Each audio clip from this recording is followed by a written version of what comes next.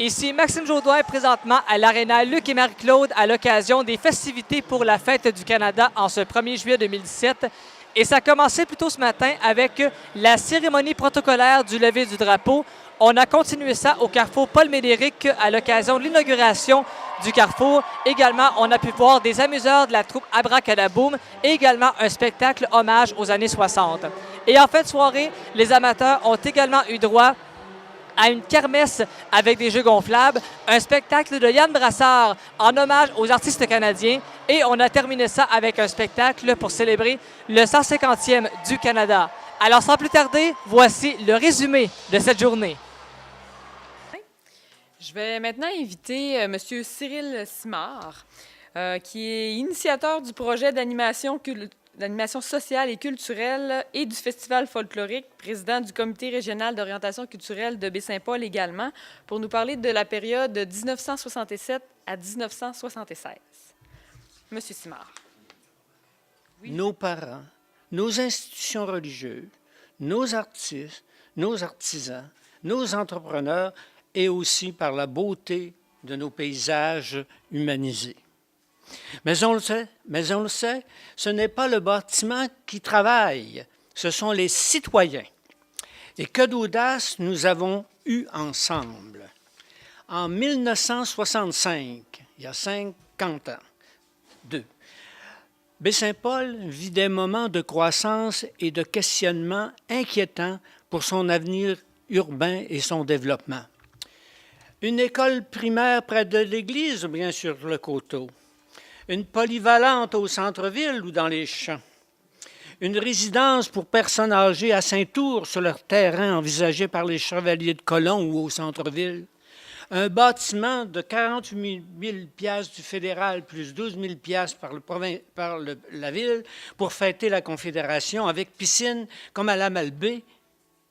Nous autres, on avait choisi la polyvalente ou la polyvalente. Et même une girafe en bois, un projet pour enjamber la 138 sur la route 138. C'était ça, autant de questions inquiétantes pour la population. On en avait plein les bras.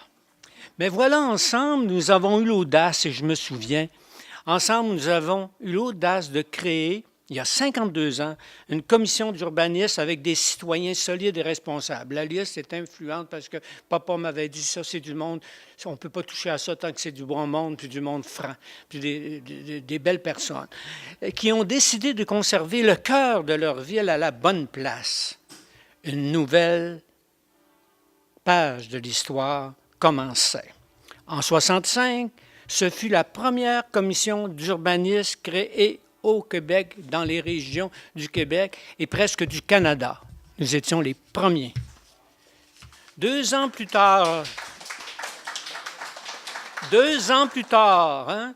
je me souviens, on a eu l'audace ensemble, avec les autorités civiles, religieuses et les institutions de Baie-Saint-Paul, de signer une pétition, je viens de donner la copie au maire, pour appuyer la commission d'urbanisme. Un appui non équivoque, disait le texte que M. le maire a dans ses mains, au projet pilote d'animation sociale et culturelle pour la conservation de notre patrimoine historique, et cela avec des étudiants en architecture en collaboration avec les nôtres. En 1967, ce fut la création du premier département universitaire en animation culturelle du genre au Canada à l'Université de Montréal. Une première.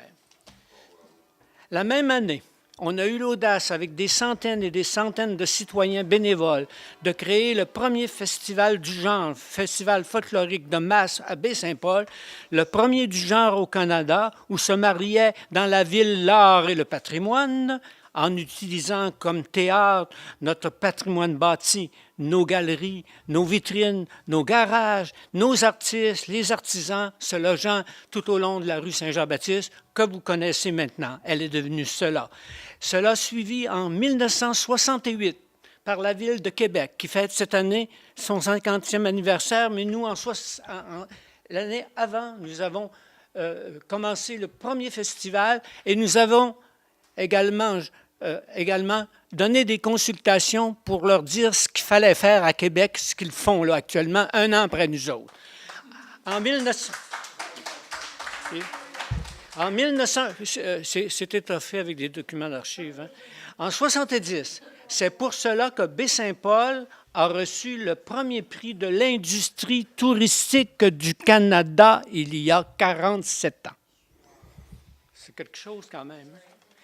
Et cette audace s'est prolongée encore et encore et encore avec le Croc et son premier animateur culturel engagé par la ville, Jacques Tremblay.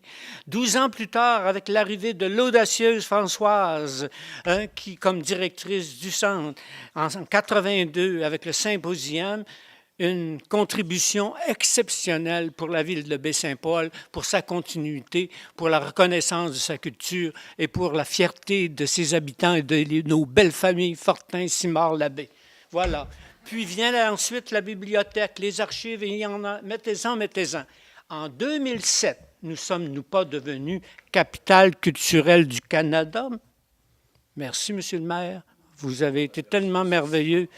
Et je veux aussi saluer une femme exceptionnelle qui nous a guidés et qui nous a travaillé très fort, Joanne Saint-Gelais, une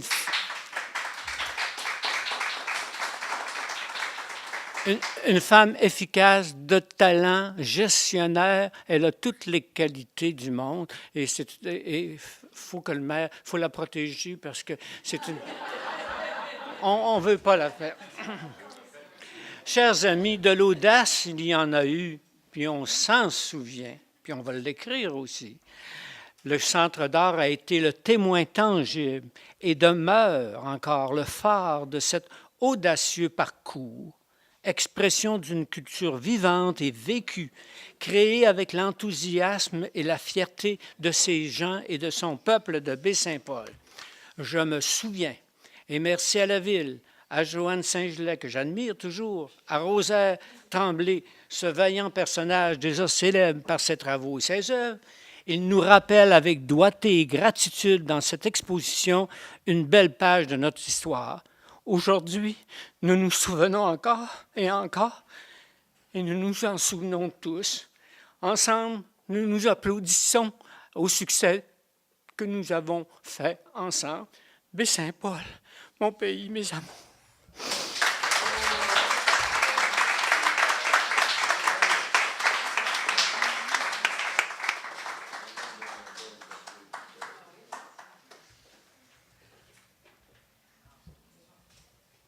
Je vais maintenant inviter M. Paul Labbé pour nous parler de l'époque Centre d'art du bâtiment, donc de 1976 à 2004.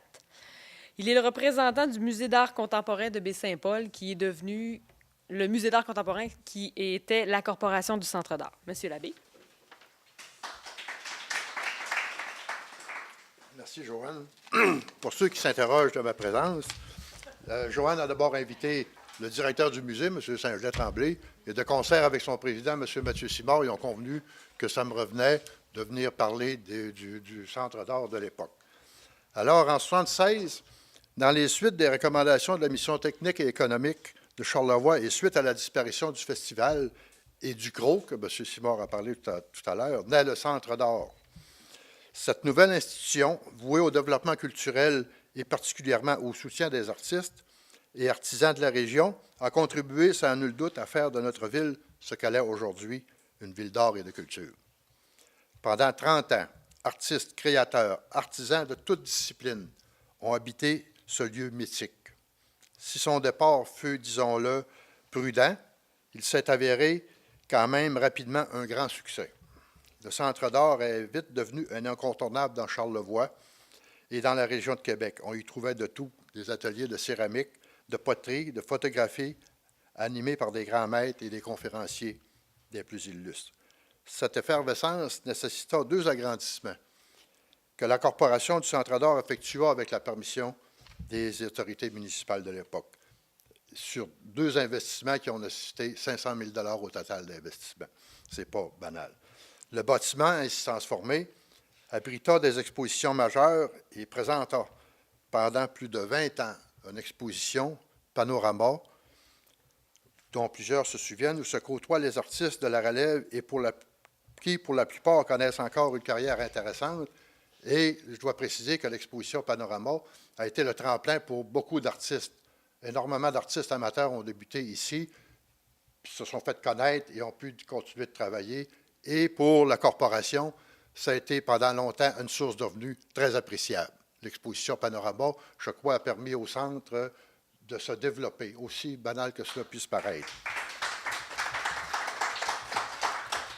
Pendant des années, des artisans tissèrent au quotidien et en firent leur gagne-pain.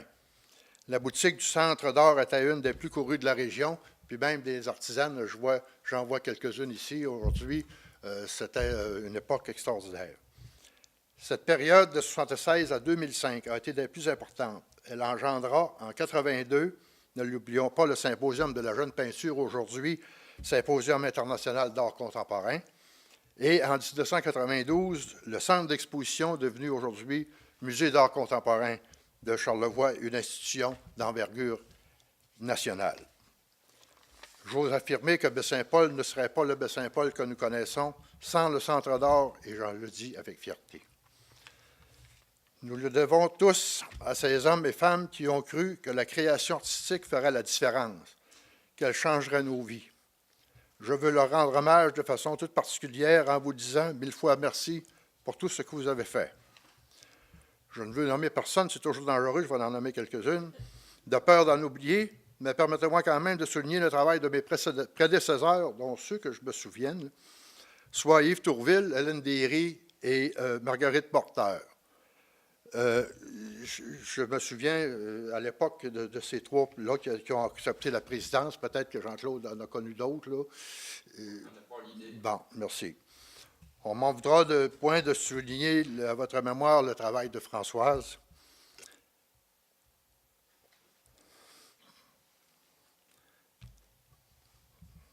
Elle fut une grande directrice de ce bâtiment à qui elle consacra par conviction une partie de sa vie. Elle le fit souvent dans des conditions fort difficiles. Pour avoir été son président, je savais que régulièrement, elle ne déposait pas sa paye. Elle était animée d'une grande vision, tout autant d'exigences, nous le savons tous, mais elle a fait ce que nous sommes en très grande partie et ce n'est pas pour rien qu'à son dessert, on l'appela la Grande Dame de Baie-Saint-Paul. Aujourd'hui, ce bâtiment a pris une autre orientation. Sous la direction de la Ville, il est devenu une maison de la culture au service de ses concitoyens. Les transformations ne se font pas toujours dans la facilité, mais nous reconnaissons que la culture continue d'être ici présente tout en constituant une force dynamique pour notre communauté. Monsieur Jean Fortin, maire de Baie-Saint-Paul, bonjour. Bonjour. Inauguration du carrefour Paul-Médéric, ça vraiment, c'était une date à mettre sur son calendrier parce qu'on a eu droit à beaucoup d'émotions durant la conférence. Ouais, en fait, c'était une commémoration. Ce qu'on voulait, c'est commémorer les 50 ans de cet édifice-là, qui a été d'abord le Centre culturel de Baie-Saint-Paul, ensuite le Centre d'art de Baie-Saint-Paul et plus tard le carrefour culturel Paul-Médéric qu'on connaît aujourd'hui. Donc, c'était important, je pense. C'est un bâtiment qui a été construit dans le cadre du centenaire du Canada, dans le cadre du 150e. Nous, on voulait faire le lien entre le 150e du Canada, mais aussi la présence de ce bâtiment-là ici, qui est très différent de celui de départ. Il y a eu au moins 3 rénovations. Il y a eu aussi trois types de gestion. Il y a eu au départ, comme je disais, le centre culturel, c'était le CROC, c'était le Festival folklorique à Baie-Saint-Paul. Ensuite, ça a été le Centre d'art avec Mme Françoise Labbé.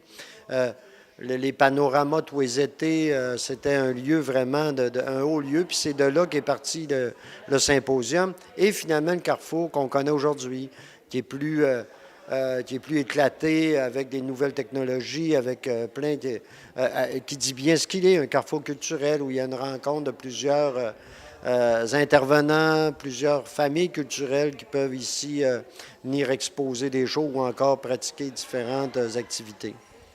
Justement, ici, on a 3 expositions. On a également une plaque qu'on a dévoilée, les œuvres de M. l'abbé Jean-Paul Tremblay. Alors, au Carrefour, on parle d'art, finalement. Oui, toujours. C'est un carrefour culturel. L'idée, comme je le disais tantôt, c'est au cœur de la dynamique culturelle. Évidemment, on a d'autres, on a la bibliothèque, on a le musée d'art contemporain, il y a des galeries d'art ici, il y a plein. Mais le carrefour est toujours resté au fil des années au cœur de la dynamique culturelle de Baie-Saint-Paul. Et je pense, comme je disais, c'est pas resté un lieu de commémoration, c'est vraiment un lieu vivant où il y a des initiatives ici. Puis nous, ce qu'on a fait à partir de 2005, la Ville, c'est qu'on a créé notre propre comité d'action culturelle et on a décidé d'en faire le lieu géré par la Ville pour ça, pour nos artistes, pour nos intervenants du milieu culturel. Et en plus, on a engagé aussi une ressource à l'époque, Joanne Saint-Gelais, puis il y a maintenant d'autres personnes ici qui animent le lieu. Donc, et là, je pense qu'on vient encore une fois de boucler une boucle là, avec, vous savez, ça s'appelle le Carrefour culturel Paul Médéric. C'est en l'honneur de l'abbé Jean-Paul Tremblay, qui a été important dans l'historiographie de Baie-Saint-Paul et de Charlevoix. Et là, on a pu faire un coin là, qui, en collaboration avec le Centre d'archives, avec Rosaire Tremblay, on a pu faire un coin qui commémore ça, la présence de l'abbé Jean-Paul et son œuvre aussi. Alors, le Carrefour innove à nouveau avec une équipe de gestion vraiment incroyable. Donc, pour les prochains temps, on peut dire que le Carrefour s'inaugure bien. On ne peut que s'améliorer finalement là-dedans. Je pense que oui. Là, on est plus proche de l'aspect numérique. Vous savez, on a l'espace Baie-Saint-Paul ici. On a aussi le studio Trad qui permet à des gens de s'initier à des techniques traditionnelles au niveau artisanal, mais à travers des moyens modernes. Même chose pour puis bientôt, on va avoir une application aussi qui va partir d'ici, une application sur où les gens numériques, où les gens vont pouvoir visiter Charlevoix et Baie-Saint-Paul. Puis maintenant, on travaille avec d'autres municipalités de la MRC. Donc, oui, de plus en plus. Puis on est proche aussi de toutes sortes de nouvelles technologies, de nouvelles tendances au niveau culturel un peu partout, tout en conservant les aspects traditionnels là, forts de Baie-Saint-Paul. Donc, oui, moi, je pense que le potentiel de tout ça est grand, mais il dépend aussi de la vitalité aussi. Il participe de la vitalité. Donc, on doit avoir aussi des gens qui l'habitent, qui le font vivre, et ça, c'est important, d'ici puis de partout au Québec, là. Et la population de Baie-Saint-Paul qui embarque dans les projets, ce qui fait que c'est du positif aussi. Non, c'est au cœur de la vitalité culturelle, je le répète, et on est en collaboration avec toutes sortes d'organisations, et je pense que, évidemment, on invite la population à venir découvrir ce qui se passe ici. Regardez, juste en parlant, j'y pense, Rêve d'automne, par exemple. On est au cœur de Rêve d'automne qui est là depuis des années aussi. Et donc, moi, je pense que on peut juste inviter la population à le découvrir encore une fois, puis à découvrir ce qui se passe ici, puis à être encore plus au fait là, de toute la dynamique qu'il y a autour du Carrefour. Eh bien, je pense qu'on peut affirmer que l'invitation est maintenant lancée à tout Baie-Saint-Paul au complet. Alors, M. Jean Fortin, maire de Baie-Saint-Paul, merci beaucoup et bonne continuité. Merci.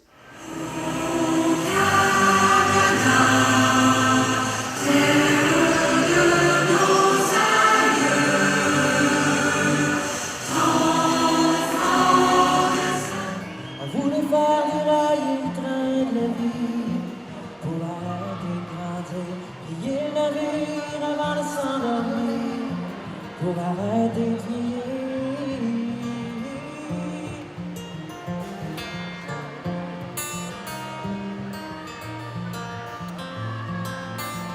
Sur la rue Saint-Joseph, avec les frères Savard, on jouait à Canis botté, on faisait sauter des pétards.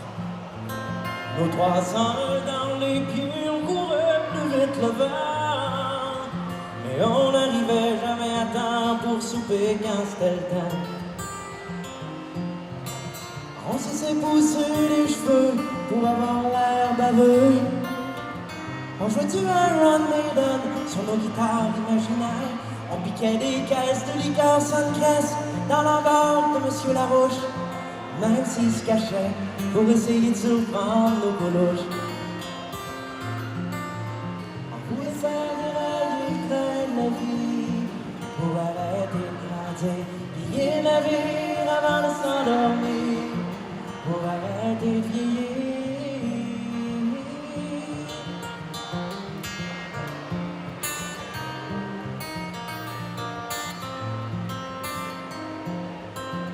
Couché sous le pont du boulevard Fafard, on se moquait de Dieu, on se foutait de la mort. On fumait nos premiers interdits, on buvait nos premières libertés. Depuis les choses ont bien changé, les années ont passé.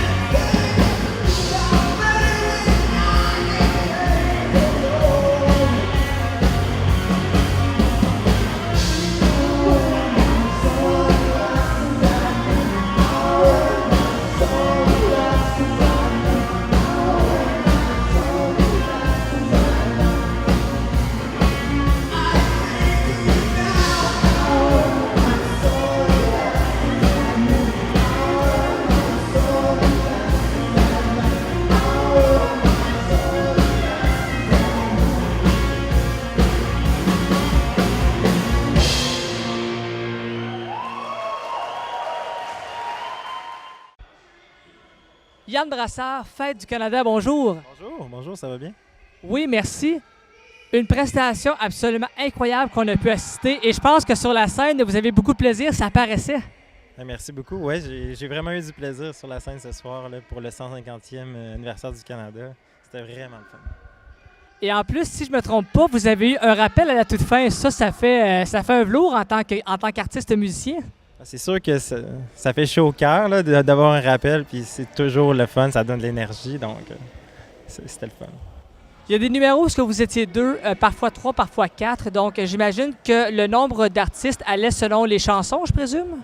Oui, exactement. C'est ça, il y avait des chansons qui étaient plus acoustique, guitare-voix, puis il y avait des chansons qu'il y aurait eu besoin peut-être d'autres musiciens, mais avec les séquences du claviériste, on est capable de tout faire. Donc c'est ça qui est la magie là, en 2017, là, de tout faire les instruments avec le clavier, c'est incroyable. Exactement. Là, parlez-moi un peu de votre groupe. Est-ce que vous jouez seulement à l'occasion? Est-ce que vous faites des tournées? Est-ce que vous avez des pratiques régulièrement? Comment est-ce que vous fonctionnez par rapport à ça? En ce moment, c'est à l'occasion. suite à la sortie de mon single Dirty Like the Devil qui va sortir le 21 juillet, ça va être une tournée qui va s'en suivre là, cet automne. Êtes-vous souvent sollicité pour ce genre de fête du Canada, même la fête pour la Saint-Jean-Baptiste? Est-ce que c'est des trucs qu'on vous appelle ou qu'on vous demande? Pouvez-vous venir jouer à telle place, tel endroit? Avec le temps, est-ce que ça, c'est des choses qui arrivent de plus en plus? Avec le temps, je te dirais que oui. Et là, cette année, en fait, c'est Myriam qui a pensé à moi, qui m'a appelé, la ville de Baie-Saint-Paul. Puis, je me suis dit, ben oui, c'est sûr, je vais le faire. Je reviens ici, c'est ma ville natale, Baie-Saint-Paul. J'ai grandi ici. Puis, ça me fait toujours plaisir de venir chanter au public de Charlevoix. Est-ce que c'était votre première apparition à Baie-Saint-Paul comme en tant que musicien ou si on avait déjà vu la ville auparavant? Non, j'avais fait une apparition l'année passée à l'Hôtel La Ferme. L'Hôtel La Ferme, j'avais fait un spectacle là-bas de composition, cover aussi, encore une fois. Puis là, c'est comme un retour, un comeback sur scène, là, vraiment, là, cette année. Donc, je suis fier de le faire ici, là, justement. Et en plus qu'on avait un public vraiment extraordinaire. Et là, tu viens de me dire que dans pas long, tu vas sortir un album. Donc, on parle dans les alentours de quand environ? L'album, je peux pas te donner de date encore, malheureusement, mais je peux vous dire que ça va s'appeler Red Moon. Donc, je peux pas vous donner encore de date, mais pour la sortie du single, c'est le 21 juillet. Puis ça va s'appeler Dirty Like the Devil. OK, donc Red Moon, on dit la lune rouge ici, si la traduction est bonne. Donc, est-ce qu'il y a un effet spécial? Pourquoi tu as choisi ce titre-là ou si c'est venu tout bonnement? Je ne le dirai pas aujourd'hui, mais vous allez le voir à travers les chansons quand vous allez écouter l'album, puis éventuellement, ça va se savoir. Puis, mais je peux vous dire que l'album est en anglais. Et puis, c'est un peu dark. C'est un peu dark. Ben écoute, on aime avoir de tous les types de musique. Et l'album, est-ce que les artistes, ça va être les mêmes qu'on a vu sur scène? Donc, les quatre sur, comme en prestation? Non, les artistes que vous avez vus aujourd'hui, il y en a 2 qui vont rester. Donc, le drummer puis probablement le claviériste aussi. Mais le Tommy, c'était vraiment une exception aujourd'hui. C'est quelqu'un qui a été mon mentor ici à Baie-Saint-Paul, qui m'a introduit un peu dans le monde de la musique. Et puis, je l'ai invité pour mon spectacle pour un peu souligner le fait que c'est lui qui m'a transmis un peu la passion pour la musique, etc. Avant de terminer, là, pour les prochains temps, pour toi et ton groupe, bon, on a parlé d'un album qui s'en vient dans les prochains temps, mais au niveau de la tournée, des spectacles, de la scène, qu'est-ce qui vous attend? Est-ce qu'on prend une pause? Est-ce qu'on continue? Est-ce qu'on fait d'autres régions? Comment ça fonctionne? En fait, ce que je vais faire, c'est que je vais commencer ici dans Charlevoix. Puis après ça, c'est sûr, je dois explorer d'autres régions. Je dois aller chercher aussi le marché en anglais. Je vais essayer d'aller faire des spectacles en Ontario. Je vais essayer d'aller au Nouveau-Brunswick aussi pour aller chercher un public aussi en anglais. Donc, ce serait ça vraiment les objectifs à atteindre là, pour la tournée. Alors, ce que je comprends bien de ton côté, on travaille autant en anglais qu'en français dans les 2 langues. Donc, évidemment, j'imagine que pour les CD, l'album, ça apporte un petit plus de faire les 2 langues, justement. Ça mène un petit plus de faire les 2 langues, mais pour cet album-ci, par exemple, ça va être seulement en anglais. Peut-être éventuellement un jour un album en français, mais pour là, j'y vais avec mon cœur, puis mon cœur me dit de chanter en anglais, puis je reste moi-même, puis j'y vais avec ça. Et laquelle des 2 langues tu préfères, l'anglais ou le français, rapidement? L'anglais. L'anglais. Ouais, sinon j'aurais pas fait l'album en anglais.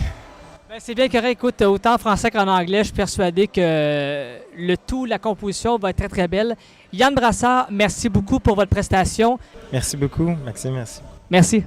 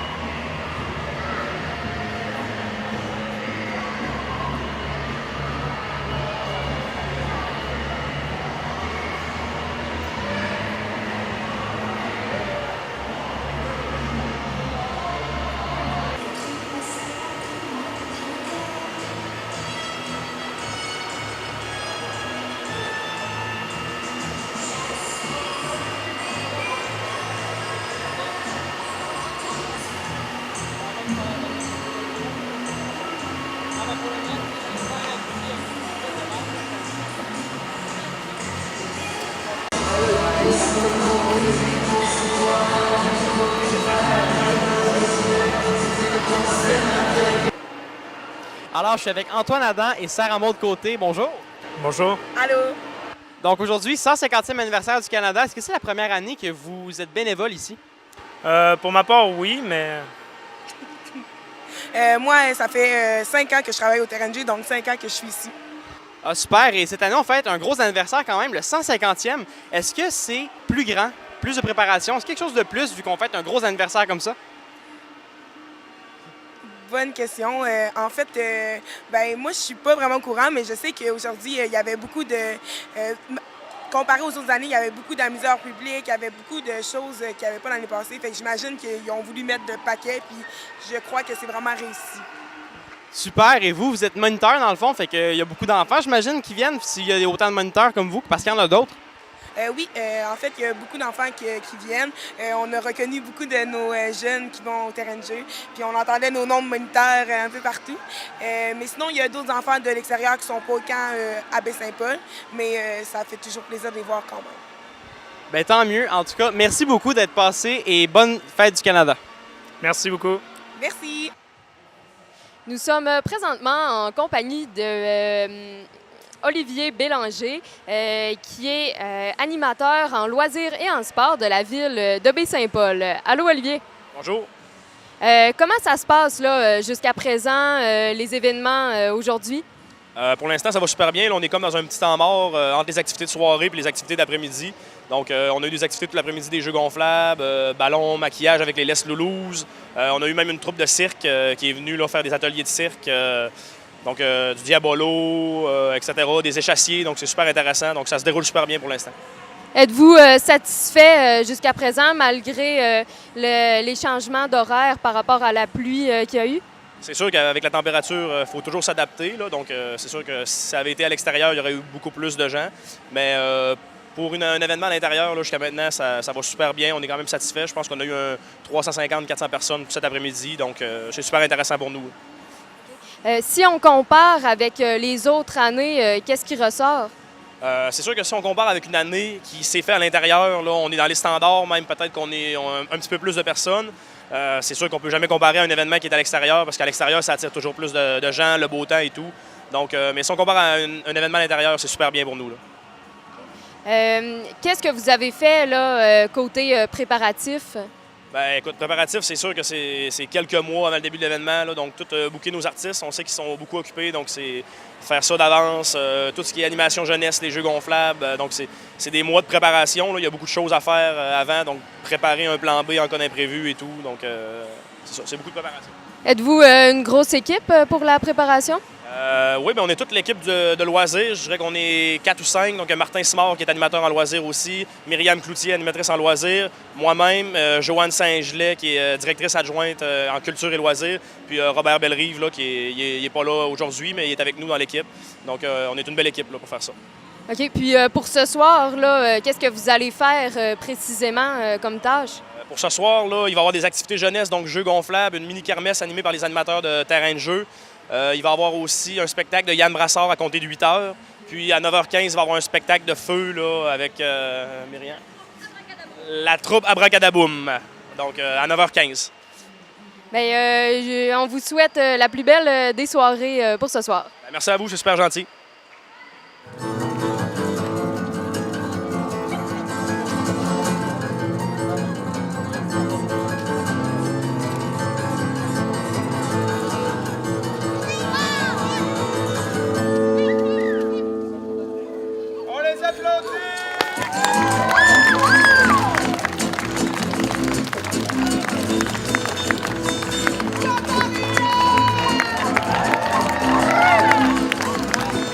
Moi j'ai décidé aujourd'hui, moi jouer avec ma licorne et on monte comme un accord. On trompe la mort, j'ai plus peur de ma chemise, non je tourne la vie. Les yeux fermés, au pire je me tire dans le pied.